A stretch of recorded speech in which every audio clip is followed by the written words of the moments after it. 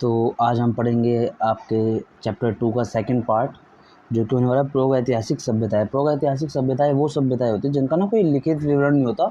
इनके बारे में अगर हमें जानकारी लेनी है तो वो हमें खुदाई करके जो उनके अवशेष होते हैं, बसते हैं, उनसे मिलती है। अब ये उस टाइम की बात है जब हमारा युग स्टार्ट हुआ था, तो इसको लोग पाषाण युग भी कहते हैं, क्योंकि यहाँ पर सारी चीज़ें लगभग पत्थर से रिलेटेड मिली है हमें। उनके औजार, उनके खाने के तरीके जो भी हैं, उनके बर्तन, उन सब में मिट्टी का और पत्थरों का उपयोग बताया गया है। तो सबसे पहले इसका पहला पार्ट आता है पूरा पाषाण काल। पैलेओलिथिक सभ्यता। पैलेओलिथिक सभ्यता मतलब हो गया आपका स्टार्टिंग का जो अपना एज था, जिसको पिस्टोलियन एज कहा जाता है, जब अपनी पूरी धरती ठंडी थी, बर्फ से ढकी हुई थी। उस टाइम के एज को पिस्टोलियन एज का बताया जाता है। जहाँ पर मौसम इतना कम ठंडा था तो वहाँ पे वनस्पति हुई।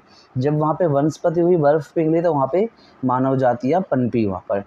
अब वो लोग क्या होता था कि लोग पहाड़ी चट्टानों के आसपास रहते थे, जो भी पहाड़ होते थे, क्योंकि स्टार्टिंग में वो लोग घर-वर की सभ्यता को इतना वो नहीं था नॉलेज, तो लोग पहाड़ के पास रहते थे। पत्थरों से अपना शिकार करके उसको खाते थे। उनका बेसिकली जो खाने का वो थी, वो सारा शिकार पर ही डिपेंडेंट थी। और इसको जो एज है ये पूरी आपकी, जिसके बारे में हम पढ़ रहे हैं, पाषाण काल, इसको 3 भागों में बाँटा गया है। आरंभिक पाषाण काल, जिसे पूरा पाषाण भी कहते हैं, फिर मध्य पाषाण काल, और फिर उन्नत या नवीन पाषाण काल। तो इसमें हम लोग पढ़ेंगे अलग-अलग में क्या-क्या हमारा डेवलपमेंट हुआ, किस तरह से हुआ। तो सबसे पहले होगा पूरा पाषाण युग, जिसे पैलेओलिथिक कहते हैं। उसके औजार क्या-क्या थे, तो वहाँ पे बेसिकली तीनों में हम लोग यही पढ़ेंगे, उनके औजार क्या थे, उनकी जीविका कैसी थी और वहाँ का भौगोलिक स्थिति कैसी रही। तो पूरा पाषाण में क्या था, हाथ की कुल्हाड़ी थे, गंडासे थे और काटने के औजार थे। तो ये जो आप फोटो में देख रहे हो, ये हाथ की कुल्हाड़ी है। इनको हाथ से पकड़ के और किसी चीज़ को काटने के लिए यूज़ होते थे, ठीक है। मध्य पाषाण काल में जो थोड़े पतले हो गए, और वो अब आप देखो, ये मध्य पाषाण काल में थोड़े से पतले हो गए वो लोग, ये औजार जो थे इनके। और नव पाषाण काल में ये पहने और नोकीले और पॉलिश किए गए हो गए। इसके बारे में अभी मैं आगे बताऊँगा आपको, ठीक है। इनकी जो हाथ वाली कुल्हाड़ी थी, उनका हत्था चौड़ा होता था, मतलब जहाँ से पकड़ रहे हैं वो चौड़ा होता था, और काम करने वाला हिस्सा पतला होता था, जिसको पेड़ काटने के लिए या जड़ खोदने के लिए लोग यूज़ करते थे। आप एक टाइप से ऐसा सोच रहे हो कि कोई पत्थर है, तो हम आपको कोई खोदना, तो उसको किस तरह से पकड़ोगे, जहाँ पे इसे पहना होगा उधर से आप खोदोगे। तो ये उसी के हिसाब से बताया गया है। और बाकी इसमें हड्डियों का प्रयोग वैसा कुछ बताया नहीं है। बेसिकली पाषाण काल है तो पत्थरों पे ही पढ़ेंगे हम लोग कि उन्होंने पत्थरों का किस तरह से यूज़ किया। दूसरे में आपका आ गया पाषाण युगीन स्थानों के भौगोलिक विभाजन। अब जो वहाँ पर भौगोलिक विभाजन था वो किस तरह से हुआ, तो इसमें आपका पढ़ाया जाएगा कि आपका पूरा पाषाण काल में भी जो मानव सभ्यता थी वो हर जगह फैली हुई थी, पूर्व से लेकर पश्चिम तक, पूरी लंबाई चौड़ाई तक थी। अब इसका क्या हमें पता चलता है कि जो रावलपिंडी है कश्मीर में, वहाँ पर से हमें पत्थरों के औजार प्राप्त हुए, राजस्थान में से प्राप्त हुए, हमें पश्चिम भारत के साबरमती और माही नदी में से प्राप्त हुए, महाराष्ट्र में से इनके प्राप्त हुए, गोदावरी से प्राप्त हुए, और एक भीमबेटका एक जगह है मध्य प्रदेश में। इसका नाम याद रखना, इसका नाम आगे भी आएगा। भीमबेटका बेसिकली वो जगह थी जहाँ पर जो पुराने लोग थे उन्होंने अपने कला का वो दिखाया था प्रदर्शन, कि जिससे हमें पता चलता है कि ये लोग शिकार पे भी डिपेंडेंट हो गए थे। पर वो इस युग में नहीं है। इस युग में मतलब शिकार ही करते हैं वो लोग। इसके आगे वाले युगों में वो लोग पशुपालन भी करेंगे, आपका खेती भी करेंगे, पर बेसिकली इसमें सिर्फ वो लोग शिकार करते थे, ठीक है। और इसमें बाकी सारी जगह दिखाई गई है। उत्तर प्रदेश में पाए गए इनके क्षेत्र, पूर्वी और बड़े तो असम और मेघालय में भी इनके पाए गए हैं कि वहाँ पर भी ये लोग रहते थे।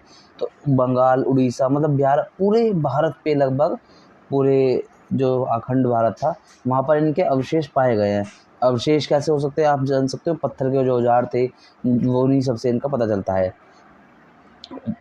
तीसरा है इसमें जीविका पोषण की पद्धति। अब मैंने अभी आपको बताया कि वो लोग बेसिकली शिकार पे ही वो होते थे, उन्हें शिकार करना, कुतरना, खोदना, इन सब के उद्देश्य से बताते थे। उनका लिए औजार बनाते थे वो लोग। उन्हें खाना बदोश जैसा बताया जाता था कि जहाँ पर पानी की उपलब्धता हुई, जहाँ पर जीव जंतु ज़्यादा हुए, वहाँ पर वो लोग गए, उन्होंने वहाँ पे अपना लाइफ स्पेंड करी। वहाँ पे से अगर पानी वानी ख़त्म हो गया, कोई अकाल पड़ गया, तो वो लोग दूसरी जगह चले गए। उनको सिर्फ शिकार से मतलब था उस टाइम, वो लोग शिकार करते थे, ठीक है। अब सेकंड पार्ट आएगा मध्य पाषाण काल। मध्य पाषाण काल में क्या हुआ, थोड़े से लोग समझदार हुए, हल्के से, ज़्यादा नहीं, हल्के से। इसका वो बताते हैं कि 10,000 ईसा पूर्व तक इसका माना जाता है इसका जो युग था। अब इसमें क्या हुआ, जो पत्थर हुए उनको और पतला कर दिया गया, थोड़ा छोटा कर दिया गया और अपने हिसाब से ढाल दिया गया। इसमें तापमान में वृद्धि आई तो धीरे धीरे बर्फ़ और ज़्यादा पिघली, जहाँ पे अभी जातियाँ नहीं बन पाई थी वहाँ पर भी लोगों ने जाकर रहना शुरू कर दिया। उसके बाद अभी भी वैसे मनुष्य जो था वो शिकार पर ही अपना होता था और भोजन संग्रह करने के स्तर पर भी था कि अपने खाने को वो लोग रोकने भी लगे थे आगे के लिए, संग्रह करना आप समझते होंगे, ठीक है। और उसने अब मछली पालना, जंतु पालना भी शुरू कर दिया था। भीमकेटा भोपाल के पास चट्टानों पर इस कला की चित्रकारी जो मैंने बताया है। अब मध्य पाषाण काल में लोगों ने शिकार करना शुरू कर दिया, साथ में अपने औजारों को बेहतर बनाया। इतने बड़े बड़े औजार रहते थे तो उनको छोटा करा उन्होंने साइज़ में। देन उन्होंने पालन पोषण कर दिया, इसमें मछलियाँ पाल रहे हैं वो, और भी अन्य जानवरों को पाल रहे हैं। मध्य पाषाण युग के औजार। मध्य पाषाण युग में प्रयुक्त किए जाने वाले पत्थर के आधार सूक्ष्म स्तर के हो गए, जिनकी 1 से 8 सेंटीमीटर के बीच अलग अलग लंबाई होती थी। तो अब मैंने जब बताया उसके छोटे हो गए जो ये आपके औजार थे। और थर्ड इसमें पॉइंट है सेकंड, मध्य पाषाण युगीन स्थलों के भौगोलिक विभाजन। देखो बच्चों, भौगोलिक विभाजन में आपका यही आएगा हर बारे में कि वो कहाँ कहाँ फैले हुए थे। जब पूरा पाषाण काल में पूरे भारत में फैले हुए तो डेफिनेट सी बात है इसमें भी पूरे भारत में होगा। मध्य पाषाण युग सभ्यता उत्तर से दक्षिण और पूर्व से पश्चिम पूरे में मिलते हैं उसके सभ्यता के। अब अलग अलग नाम आ जाएगा कि गुजरात में पाए गए, मध्य प्रदेश में पाए गए, भीमकेटे में पाए गए, उत्तर प्रदेश में पाए गए। इनके जो है अभी देखो इनके औजार देखो किस तरह से एकदम नोकीले हो गए हैं और ये पैने हो गए हैं, छोटे हो गए हैं। इससे क्या होता है ना, जल्दी काम इनका हो जाता था। अब जीविका यापन की विधि पद्धति। जीविका यापन के लिए लोग अभी भी शिकार पे डिपेंडेंट थे। साथ में इन्होंने संग्रहण करना शुरू कर दिया था, साथ में इन्होंने पालना शुरू कर दिया था कि बड़े जानवरों को, छोटे छोटे पशुओं को भी शिकार करने लगे थे भी। अब इन्होंने अपने हथियार बदल लिए थे। अब ये लोग धनुष और तीरों से भी आक्रमण कर लेते थे। पहले के लोग तो सिर्फ पत्थर से मार करके हमला कर रहे हैं, इन्होंने धनुष और तीर चलाने की जो कला थी वो भी सीख लिया। साथ में इन्होंने भेड़िए, बकरी, भैंसे, सुअर, जंगली, इनके भी जो इतने सारे नाम लिखे हुए हैं ये सब भी उस युग से आना शुरू हो गए थे। इनके वो प्राप्त होते हैं अवशेष।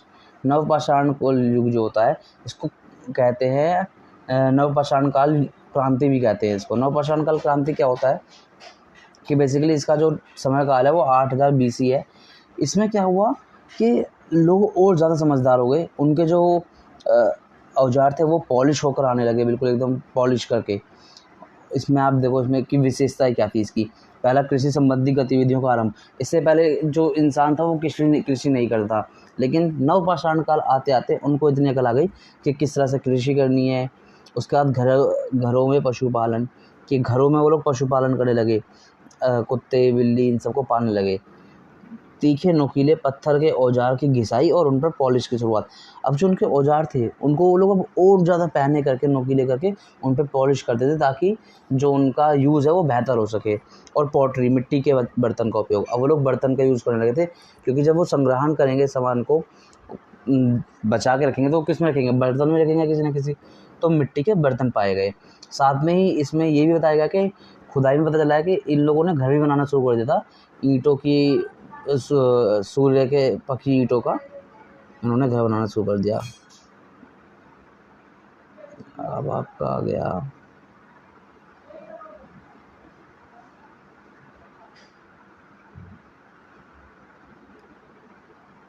ये सब तो हम लोग पढ़ चुके हैं, सारा पढ़ चुके हैं ये, ठीक है। बेसिकली इन पे 4 ही पॉइंट है ये, इसी को इन्होंने वो करा हुआ है। नवपाषाण काल क्रांति क्यों कहते हैं, क्योंकि इसमें मानव सभ्यता का सबसे ज़्यादा विकास हुआ। कृषि आई, मिट्टी के बर्तन बनाए गए, साथ में खेती बाड़ी करी गई, अन्य जीव जंतुओं को पाला गया, इसलिए इसको क्रांति कहते हैं। उसके बाद नवपाषाण काल युग के औजार क्या है, तो औजार में घिसाई मतलब पहने होते थे और पॉलिश हुए आते थे। एक गोलाई थी उनके जो वो थे, ये देखो, ये आप देख सकते हो सारे औजार हैं उनके, ठीक है। अब इसमें अलग अलग टाइप की कुल्हाड़ी पाई गई थी। देखो जैसे ये ऊपर का हिस्सा ना, इसको हम लोग पकड़ते थे हाथ से, और नीचे वाला हिस्से जो चोंच वाली बनी हुई है, इनसे हम लोग शिकार करते थे, अपना खुदाई के लिए यूज़ करते थे।